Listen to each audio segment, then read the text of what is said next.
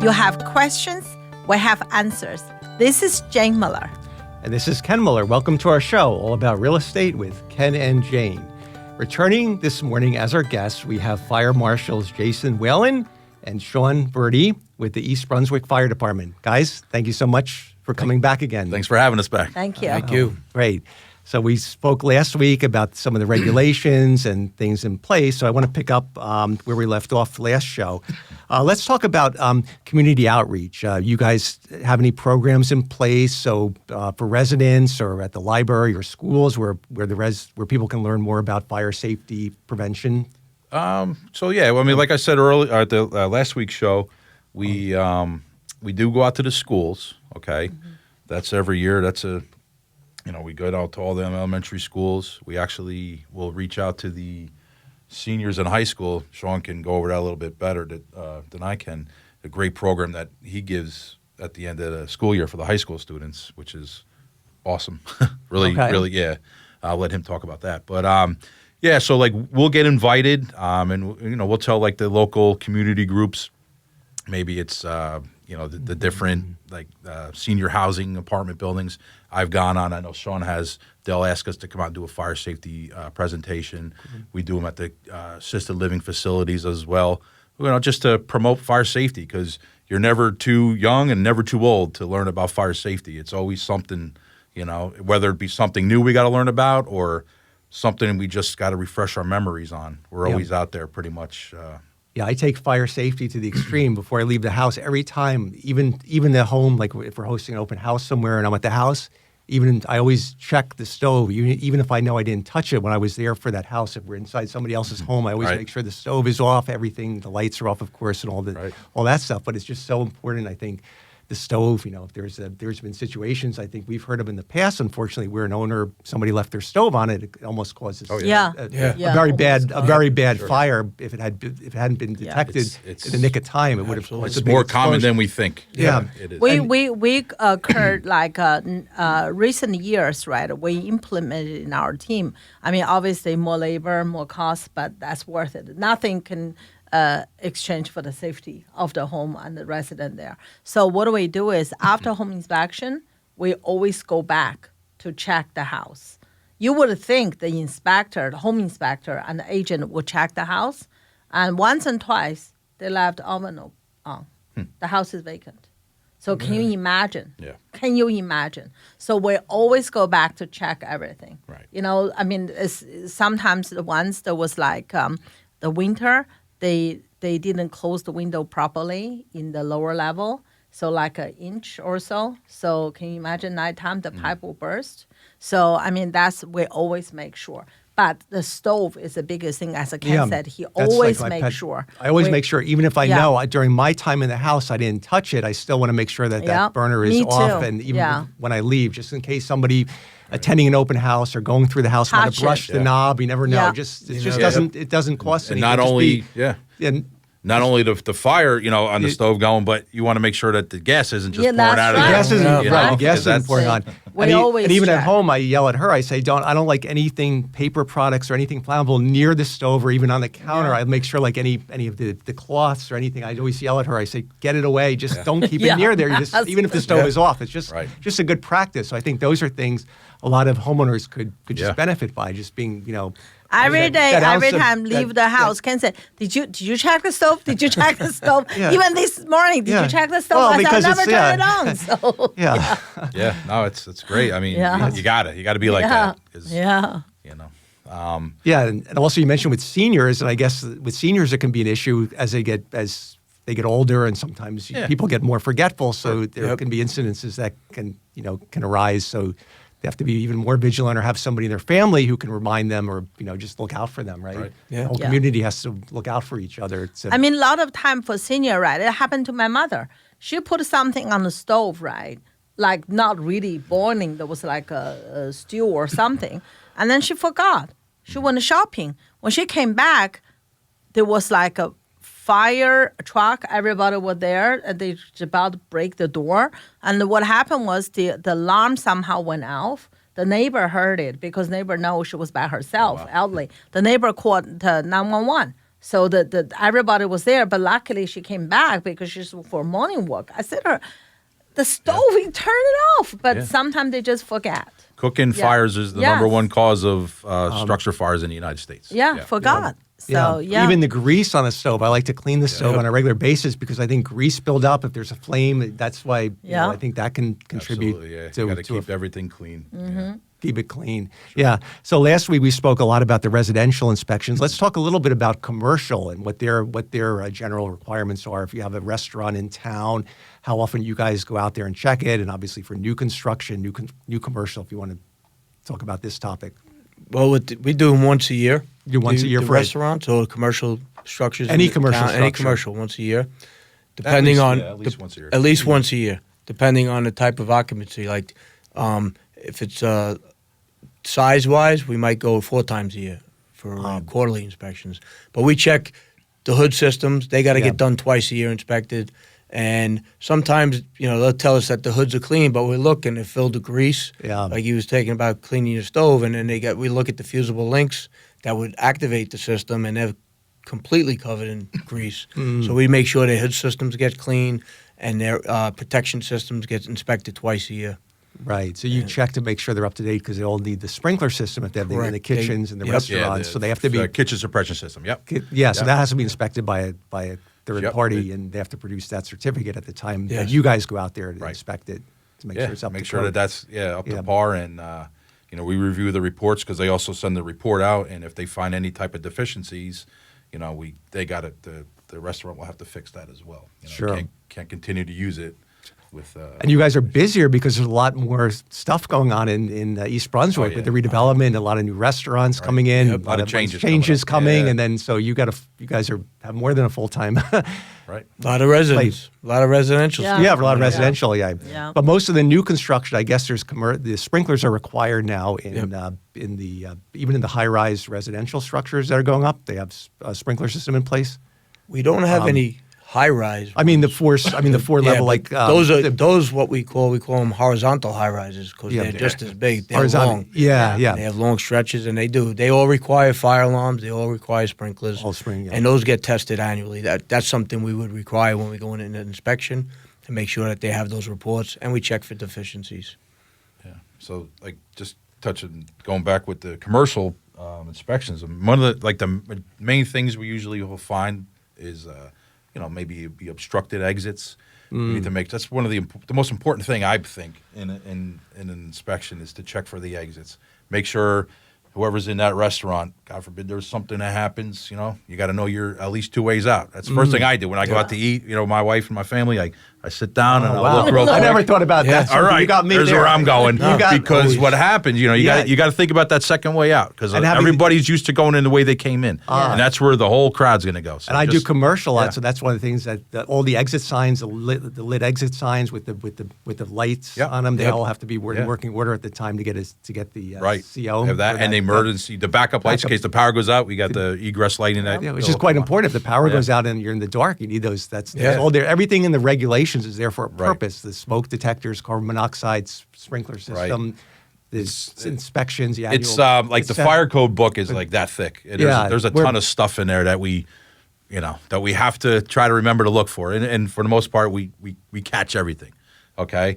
But a lot of times we'll go to a business, we'll walk in and the office manager, they'll just point to the fire extinguisher. Okay, it's over there. Like, okay, that's one of the million things I'm going to check while we're here. So we're going to go through this place. And you got to check the tag on it to make sure that it's tagged and up to date. And that's like you said with the lights, we'll look at the lights and the light might be out. And they say, I walk by that every day. And they said, well, that's what we're looking for. Yeah, that's what they'll say. They might say it's we been just that way tested it, and we hit the button and it doesn't go because a lot of times if the power goes out in the middle of the night, that's on for 3 hours, that's going to kill the battery. So you don't know that. So if you're not testing that, you want to make sure you're testing that it's working. Yeah.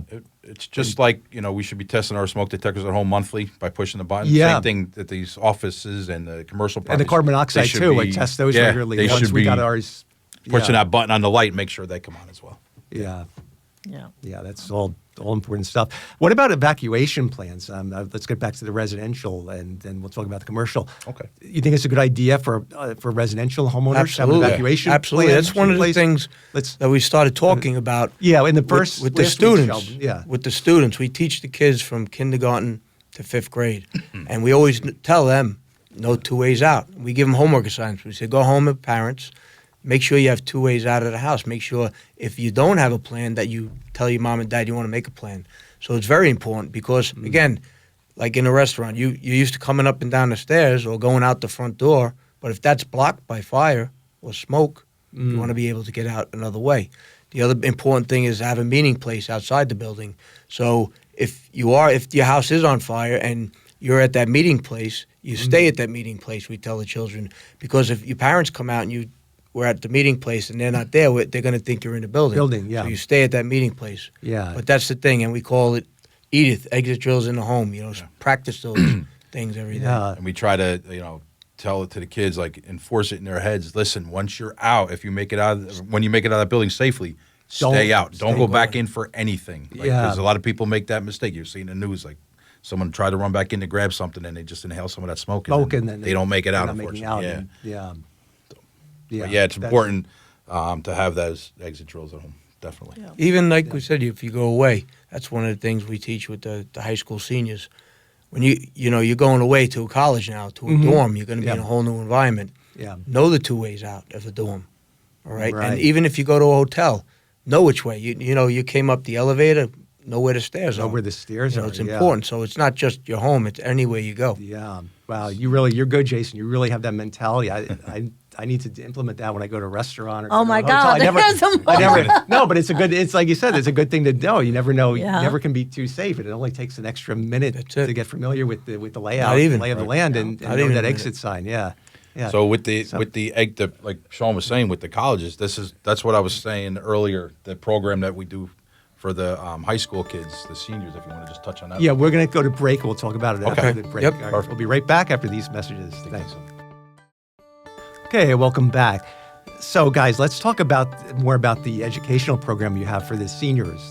That sounds really interesting. Yes, it came about, unfortunately, an unfortunate incident was back in 2000, if you remember the Seton Hall fire, where a couple students died. These are 2 survivors from there. So it's called After the Fire. So it goes through how the fire started and their recovery and their therapy through the whole thing. And now what they do is they go around the country speaking. So we teach the kids from kindergarten to 5th grade, and then we never see them again. So when this came about, this was a great thing to introduce. So now we go to the seniors, their last week of school, to let them know they're going off to, again, what I said previously, to a college dorm. And it's totally different. So you're in your house, but now you're in a dorm room, and a lot of the dorms are high-rises. So it's a lot different than being in a 2-family structure. Now you're in a high-rise building. So you want to be able to know how to get in and out of the building 2 different ways. And that's what happened with these boys.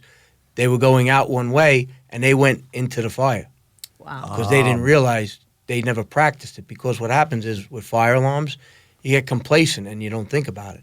And then when this happened, it was an actual fire, and they went the wrong way. But they eventually got out. But you should know right away 2 ways out of the building. Yeah. So- and and they it- dedicated their mission now to Correct. speaking about So that they speak- incident and educating the They go around the public. country speaking That's about one- this. So we started, I think this was our 9th year. So it'll be our 10th year coming up that we've been doing this. Wow. So it's great. Yeah.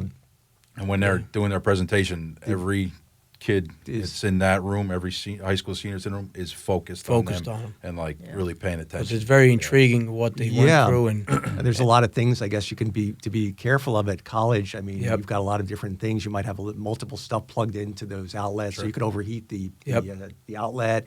You might have space heaters, or in the wintertime they try to. So you got to be hot really pots.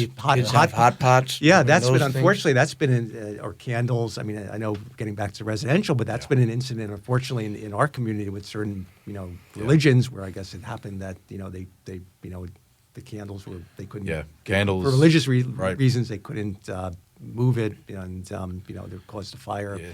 So Candles are another thing that's we always promote. Use the little those battery operated ones as much as you can. Yeah. But I get Other it. than the birthday, that's about it. Maybe have one candle, but blow it out right away, and then put it. Then after I blow it out, I make sure it's in the sink, wash it. But I get it. Certain religions and cultures, they got to have the you got to use the regular candle, right? Yeah.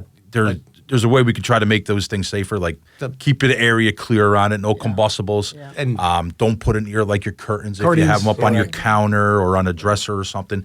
Just stuff that we can do to prevent a fire. Yeah, never leave it unattended. Yeah. Let's talk about smoking. I know smoking is, unfortunately, it's people still smoke, so we have to deal with it. The best advice you can probably give is quit smoking altogether and don't smoke in the house or indoors but if people are gonna choose to smoke, what's your advice with that? Obviously, don't smoke in the bedroom. It used to be the old days when people would fall asleep with a cigarette and it's not going to tell you how to live in your own house, but I'm going to recommend don't smoke in your house. If you can, step outside. Yeah. And also the cigarette butts. What about that? Flicking them. You got to. You can't. You got to dispose of them in a proper either an ashtray or they call them the butt stops. The big cans. Something that's not going to build up after time, because that happens because too. That we'll could go cause to a fire, and actually we'll go to ashtray fires. Believe it or not, that the bucket's just filled with cigarette butts. Actually, who was it? Was it Austin? John Costick was telling us there was a big fire started at a facility in Piscataway years ago, and it was because somebody was smoking near a flammable area that was allowed at that time, and they threw a cigarette butt, and it caused a major. It caused a big incident, catastrophic. So they can do a lot of damage. Even when people are driving, I hate when you get a cigarette butt flicked at you from the car because you're scared it's going to get on your engine, and it's just. Yeah, you see it all the time. People flipping them out the window, so it's just a no-no. You want to avoid that. Yeah, you want to make sure you're using an ashtray and please properly extinguish it. Don't dispose of them on the ground out. Some people flip them into the grass. That's no. Because you're right. There could be a fire. Wildfire, the grass, especially dry season. Yeah, I think there was somebody in East Brunswick, I think Society Hill or something, years back. The guy had a cigarette nighttime and went to bed. I think it was Cross Point. There was a big fire somewhere, and then there was there was the cigarette butt lit up like in 2-3 townhouses. Yeah, I've been to plenty of fires that were unfortunately caused by careless smoking or just you just got to be very, very careful. Yeah, very careful. Please. Yeah.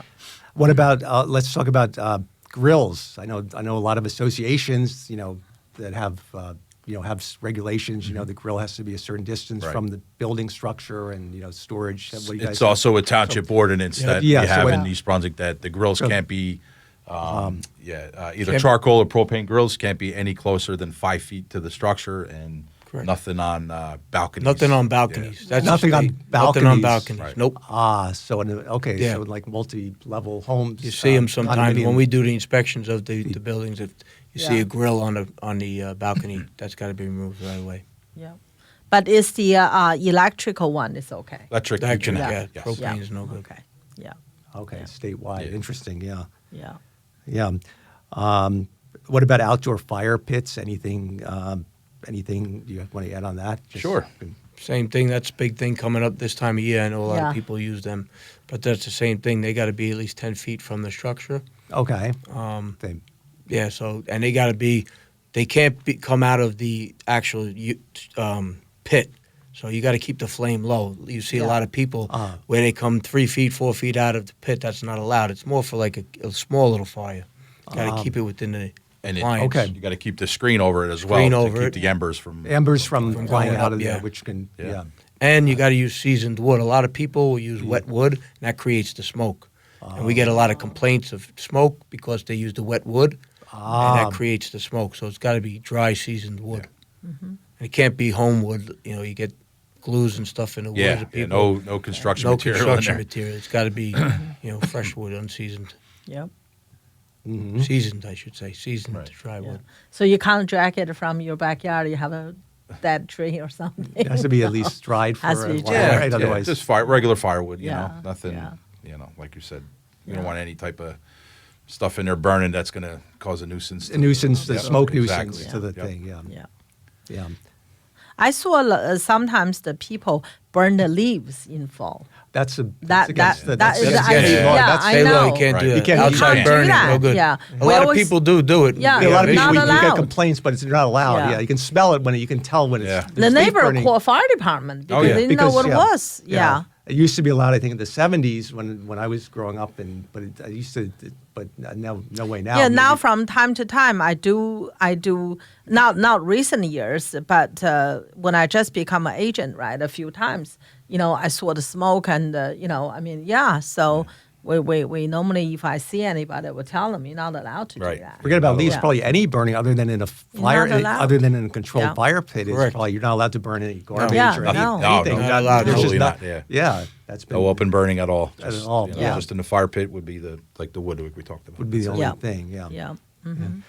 How about with lithium-ion batteries and e-bikes or scooters? Any issues you guys want to talk about on these Yeah, topics? that's the new thing. That's these the new days. thing, yeah, it's, that's what I wanna- yeah. That's the big one. And, Fortunately, we haven't had one really in this town yeah, yet. knock on some Knock on wood wood, here. we haven't had any. You haven't had one, thank God. Yeah. Yeah, but we're actually in the process of making an ordinance to put out because towns all over the state are putting them out. So that's what we're in the process of now, as far as storing them, selling them, charging them within residents. That's what One of the big problems is that the people aren't using the correct chargers for the battery that they're trying to charge lithium batteries. They're also getting chargers that Aftermarket. aren't UL listed. All right, we got to make sure that they're listed.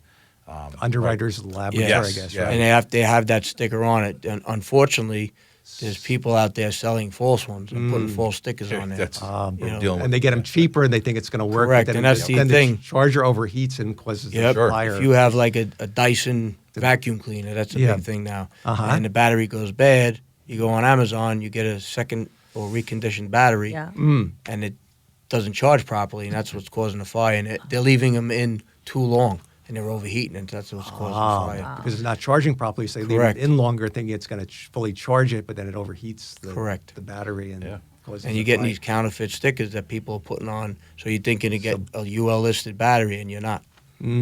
They just had a big incident in Perth Amboy where they found that and removed all the stuff from the warehouse. Yeah. So that's really got the ball rolling in this county. Yeah. So you guys are being proactive in dealing with and getting an ordinance in place now. Right. What do you think that ordinance will? How does it work with an ordinance? If you propose it, how does it get adopted? What's the process involved? Goes to the town council. The town And council. then they'll vote. They'll have a couple readings of it. And they'll have a public hearing or a Correct. meeting, and people can give their comments, and then, Yep. they'll vote on it. And yeah. we attend them if they have any questions on it. We're there to Yeah. answer any questions. Yeah, but I would imagine that you shouldn't get too much objection because it's something Right. that's going to help the public, Absolutely. and the Exactly. community, and Right. nobody wants a fire, so it's just safety is a great thing. Yep. And real quick, while we're on charging batteries, even our cell phones, Yeah. laptops, Yeah. you want to charge. Make sure when you're charging them, again, using the right charger for it, but do it on a hard surface. We don't want Yeah. them charging on a bed. They get You know, hot. they yeah. get hot. I They mean, get yeah. hot. Yeah, I Yeah. noticed that. Yeah, Exactly. We want them covered. Make sure they're out in the open, nothing around it that is combustible, and just try to charge it on a hard surface. And right. And don't do it overnight when you're sleeping or you're away. Make sure you try and that's everything. Tools. Yeah, Tools. out when you're battery. away, any good tips if somebody's going to be away for their house for like a week or extended period of time, week, 2 weeks, 3 weeks, anything? any appliances that any- you have, yeah. you can unplug them like anything that's that could runs on cause- electric. That could run Yeah, electric, right? Sure. Yeah. That's true. Unplugging Stuff like that. stuff, yeah.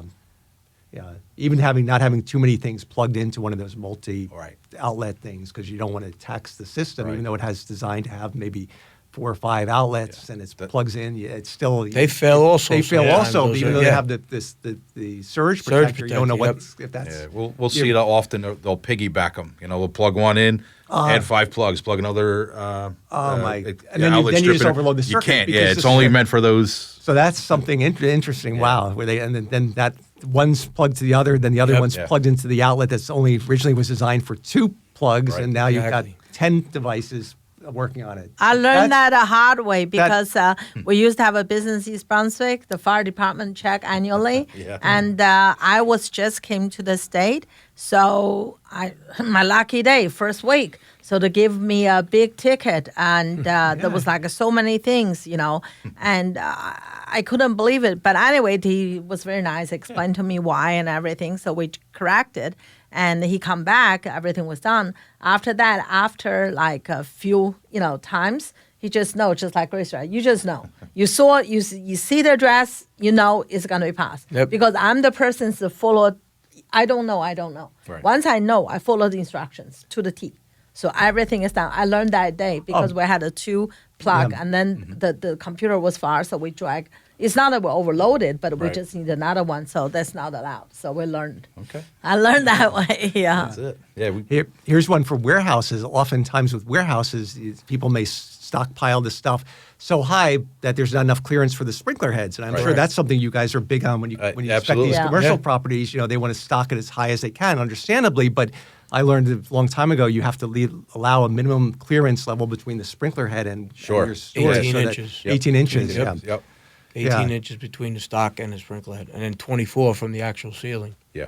24 for the actual ceiling. And yeah. also between the pallet have to have a space. I learned that day too. That was one of the items. So we were together from this wall to all the way to the other wall. He More said, than no. space probably Yeah. now. Now No, he told you me. probably need sign. You need visible signage. So if somebody's in between their forklift Yeah, operator, they they can told us, see the yeah. exit signs and Oh, how to get out if absolutely, there's yeah. a fire. All directional signs. Directional Yeah. signs. Yeah. I know I just did a warehouse in Linden, and that was a big thing. They had to put in a whole Yeah. evacuation plan with signs in place between the different aisles of the warehouse so they could see clearly the way Yeah. out.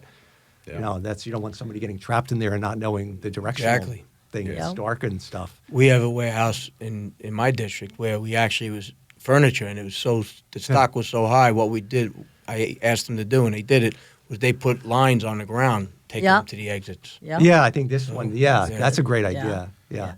A lot of time, right?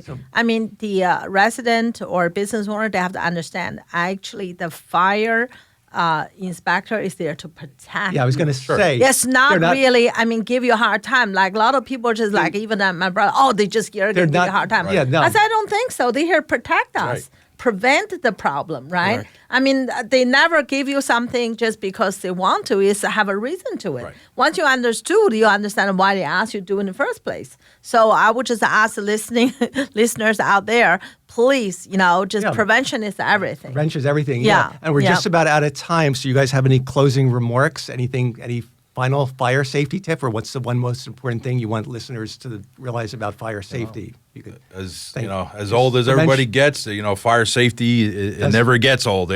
You're always constantly learning something, and you have to just stick with it. and be constantly Yeah, vigilant. Just like exactly. every time you step behind the wheel, Yep. you can't take your eye off Yeah. the road for that split second. Just like with fire safety, take it seriously. Yeah, It's always out there. Yeah. Yeah, you want to always be vigilant, and a lot of it is doing things again. I don't want to say laziness, but something that should be done right away. Do it. Yeah. Because you'll forget about it. Yep. Yeah. Check your alarm. Check Yeah, your have to alarm. check Check your- your yeah. alarms. And Make make sure sure, those not only detectors are check them, but maintained, make sure you Make sure it's you working. have them in place. Yeah. Smoke detectors, carbon monoxide Yeah. alarms, fire extinguishers if you have them, but still call 911. Don't hesitate. Always, no matter how small or big the fire is, call for help. Right? Absolutely. That's what we're here for. So we want to thank you guys for your dedication and for coming on our show again as our guests. And Thank you. Thank you for all the great work you do, and keep it up. And thanks for keeping us safe. Hope everybody enjoyed the show, and we'll see you next week. Thank you.